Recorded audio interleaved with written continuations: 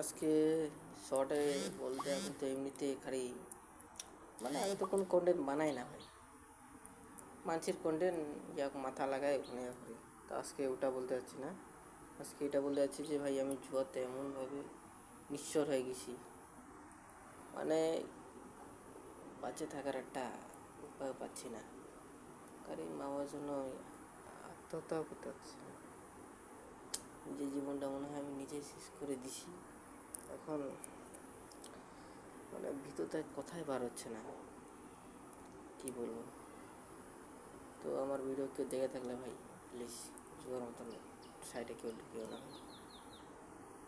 জুয়া তোমাকে দিবে আজকে, লোভ দেখাবে, আমি লোভ সামলাতে পারতেছি না। আমি কোথায় বলতে গেলে মাথার মধ্যে খালি চিন্তা উঠে আসতেছে, আরেকবার দান মারি যদি উঠে যায় টাকা।